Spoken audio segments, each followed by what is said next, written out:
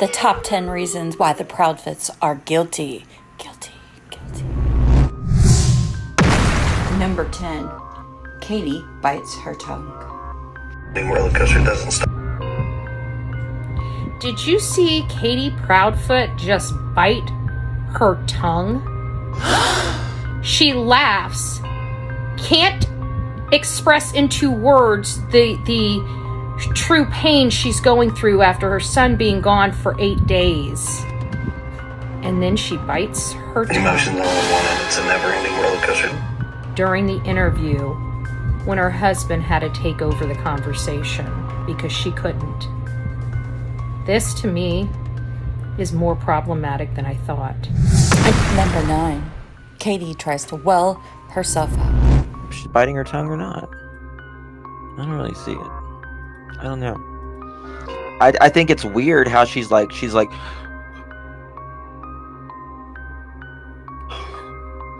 you know, like that, but I don't know. She's like trying to like well herself up or something, like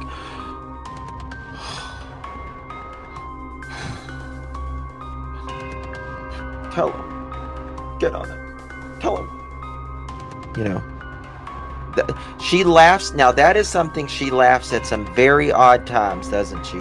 That is true. She does laugh at some very freaking odd times. I don't know what it is with her, but she laughs at some odd times. She'll be like, you know, and then it's back on. Number 8. The garage lights were missing. Last night we were talking, there was one set of lights that were missing, and that was the garage lights, okay? Dolly said, look, I couldn't tell if they were cameras or if they were lights. So I flew my drone up to look around, and I noticed what it was there was 2 sets of lights that were missing. They were gone. And these are the ones that sat right beside the garage.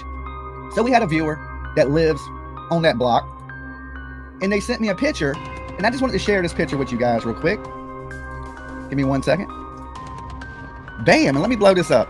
Now, when Dolly was there, these lights right here, I don't know if y'all can see my cursor, let me blow it up, let's get them on there, were missing, okay? Because my theory is this: something happened inside that house, and the car left out this garage. I don't believe that Sebastian walked away. Now, let me say my warnings before I get all into this theory. Dolly Vision's for entertainment purposes only. We talk news, rumors, gossip, speculations, theories, mix it with a little bit of comedy. So do not take nothing here as fact, okay? Do your own research, people. The callers' opinions are theirs and theirs alone, which we ain't doing no calls because this is going to be kind of a short one because I got to print t-shirts today. Number 7. Katie lied about her domestic violence. Yeah. It just sounds like her accusations. That's all it sounds like. That's literally all that is I don't know why. Yeah, that's nothing. To me, that's a nothing burger coming from her. Her word is 0 to me. And that's her word. And I don't care if there's pictures that show bruising, that what looks like bruising. That's what looks like bruising. Those are pictures that she took. Now, if there's a police report, or if there's like hospital records, if there's some kind of proof, more than that, you know, later on we'll address it and go from there. But I just don't see how that's like anything, unless he has more in that document or anything. I'm glad he shared it. Don't get me wrong. I'm glad he shared it. I'm not. But to insinuate that, I think he should reword that, because I think he's gonna get him wording it like, oh, there's reason to believe it's legitimate because of the witnesses. That's what makes it. That's misinformation. I'm sorry, but I think that needs to be changed, because people now are going to think, oh, there's credibility, or if there's credibility to it. That's not what it is. That's Katie's statement of what happened. That's Katie's pictures. If there's no witness statements, then there's no witness statements. I mean, just because she lists witnesses does not mean anything. An anonymous member in a group shared it. Number 6. Katie wears glasses and a ponytail. You're not going to believe what I just uncovered. Katie has changed her appearance and she's changed her ride. Check this out. I am really uneasy about a few things when it comes to the Sebastian Rogers case. This is Sebastian Rogers. He's a 15-year-old autistic boy that disappeared when he was in his mother's custody and has not been seen or heard from since. Katie's story has never made sense from the beginning when it came to her son or what she did the night before he disappeared. But I have serious concerns about both Katie and Chris's behaviors after Sebastian disappeared. Katie's had a very, very specific car that she has been driving for some time since the beginning of this and before she ran away from her own home to stay in this camper with her husband in the middle of the search for her son. Katie is very distinct with her hair color and her facial expressions. So why is she also changing her appearance? And as you see right here, Katie's hair color has changed and she's now wearing glasses. Is Katie trying to change her appearance? I want to know, what are your thoughts about this? This is a little crazy, but it doesn't stop there. Check this out. Someone was driving by Katie and Chris's house and their back camera on their vehicle captured this, where Katie is at. But one thing I noticed, she also got a new ride. Who goes car shopping when their son is missing? There's a lot of craziness going on in this case, don't you think? Number 5. Katie parked her car in the garage. I know. That's all I know. But I'm glad Nancy Grace asked the question. If I would have thought about it, I would have asked it. She asked, and this is what I got out of it. I'm so glad. And I couldn't think of everything. That's what I was getting at. She asked Katie, where was your car parked? And it was a brilliant question. Was it parked in the garage? And Katie said, yes, ma'am. When she said that, it sealed the deal for me. Once that was done, no, don't tell me nothing else until Ellie comes out and says they're purely innocent. That car being in the garage has sealed the deal for me, period. I don't care if Chris was at home or he was involved or not. That right there sealed the deal for me. Y'all can think what you want to think or think what you don't want to think.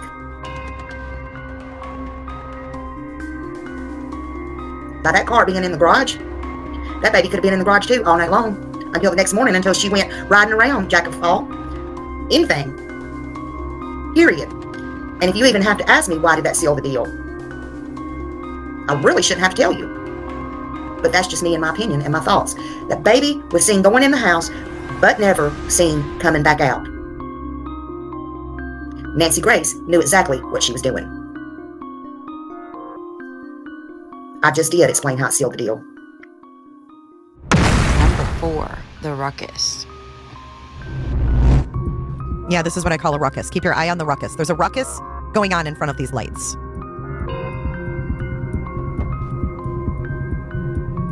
It's about to get bigger, folks.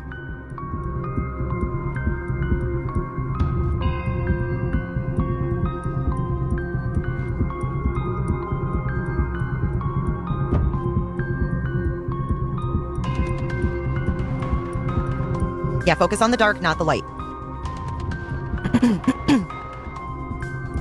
Just look at the silhouettes of the people, or what looks like people moving about. It looks like there's a ruckus going on.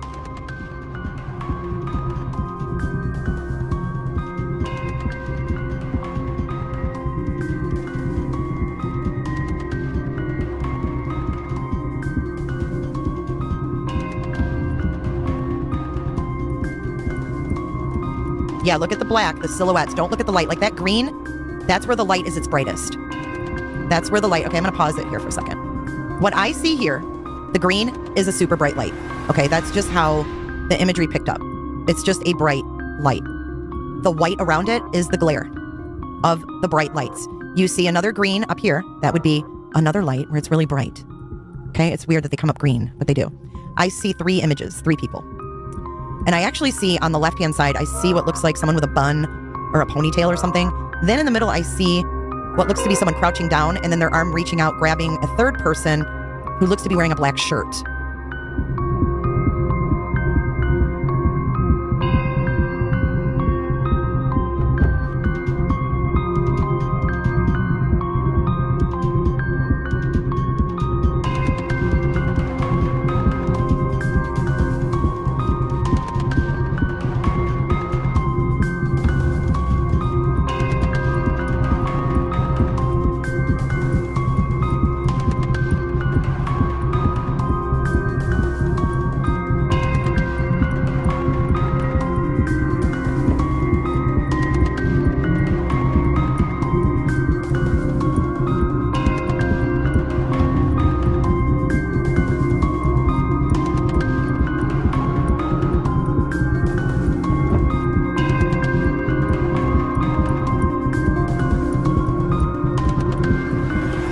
woman on the left to me, like ponytail or... Yeah, the question is, who is it?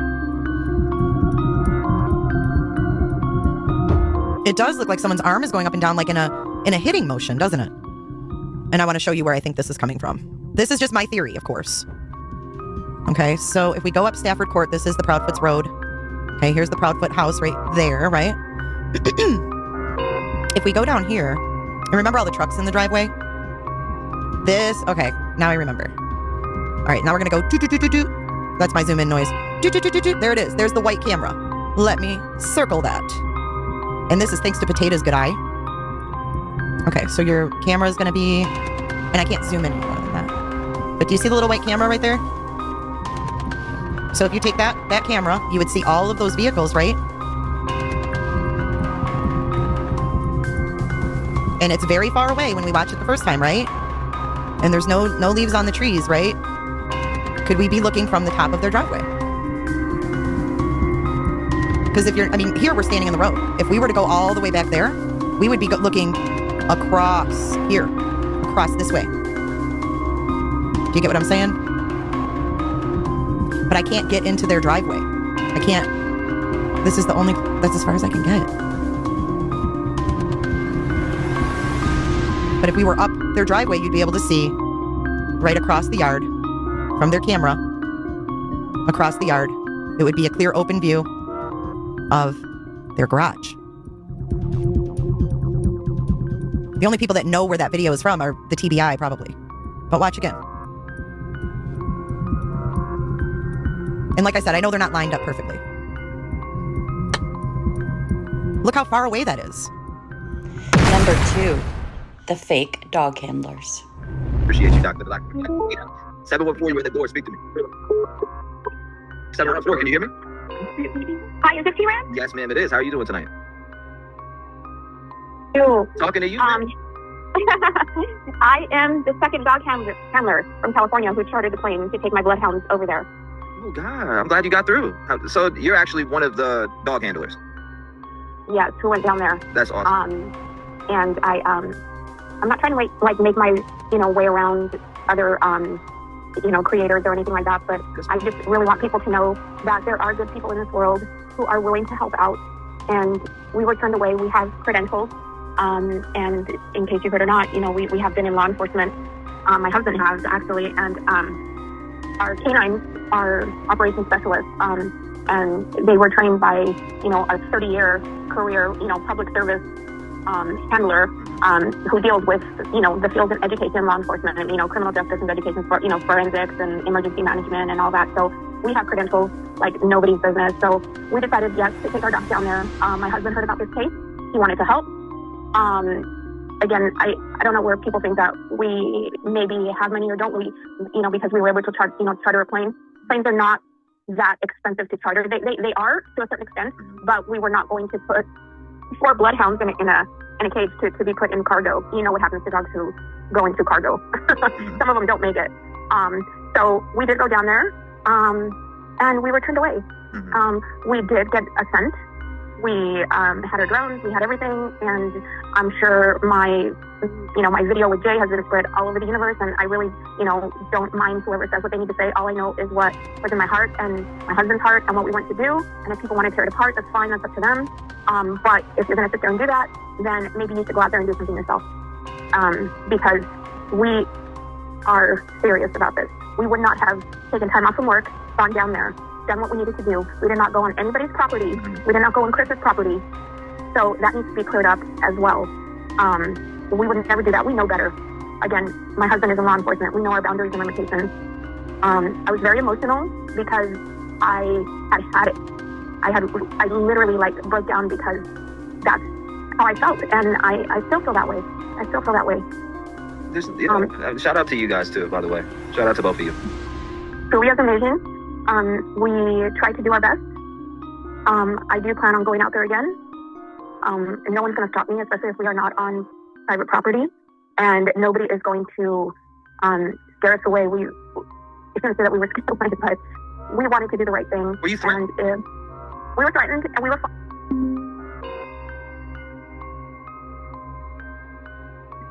We were followed even back to our hotel. What? Mm-hmm. Did you? We were threatened and we were followed. We were followed even back to our hotel. What? Mm-hmm. Did you take their license plate? We could. It was late at night. Mm-hmm. And again, I let my husband handle all of that, and he did turn what we had into law enforcement, which unfortunately I cannot say. That's fine. Or disclose what we went through and everything like that, and who we found and stuff like that. But for other creators who are down there trying to help out and everything, and them saying they were followed and people maybe not believing them, it is true because we were followed and we were just trying to do the right thing. And it's sad because our dogs, we're flowing all the way over there to help out. And again, we have 4 bloodhounds, and they have we spent over $60,000 in training, and the qualifications here in California are very rigorous. The training is very rigorous. They go through scent discrimination assessments, location, check assessments. They go through comprehensive trailing assessments. They go through scent collection, dismissals. They go through a lot of things. So it's not easy, not only training 1, but training 4. So their canine handler certification registrations, they're up to date. We submitted them to law enforcement. We were cleared. And Chris came around. We were nowhere. Again, we were not on his property. We were not on his property. And we did not leave for fear of anything that was going to happen to us. Right. We feared of anything that was going to be done to our dogs. Because these dogs have found bodies in lakes, parks, rivers over here in Southern California. Right. And they even if the dog is blind, they can still do their job as far as bloodhounds go. I don't know about other dogs. Now, what did you guys do for scent? Were you guys able to get any sense at all when you were down there? I don't know if you can speak on that, obviously, but I don't know. Well, here's the thing: is with bloodhounds, they're trained very differently. We had a piece of clothing, but also the bloodhounds are able to sniff, like if you step foot on the outside of a like when he took the trash out, which was a big clue for us. When we took the dog, which was when you take your trash out on the street, it is considered abandonment when you take your trash out. So that's why people can go through your trash and they cannot be, prosecuted or anything like that, because anything you put outside of your home is considered abandonment. That is how the Idaho 4, what's his name, Kohlberger got caught, and that's why they were able to get stuff out of the trash can, because it's considered abandonment. So the dog, whether he was barefoot or whether he had socks on, they're able to lift that scent off of the curb or the sidewalk. And that's what a lot of people do not understand, is it doesn't always necessarily have to be a piece of clothing or anything like that. The bloodhounds are so tailored to a certain specific scent that had it not rained or anything like that, they can pick up the scent. They went in a whole different direction. Wow. They picked up the scent and they went crazy. Damn. And that was outside of the home. Wow. That had nothing to do with clothing or anything like that. And people can take this and run with it and say whatever it is they say. It's the internet. But, I am just trying to make things clear and to understand that there are people out there like us who are willing to go from a different state and help look. I knew nothing about this case. My husband is the one who found it. He came across it, stumbled upon it from people at work. I think people think that I had said, he's a private investigator. He is not.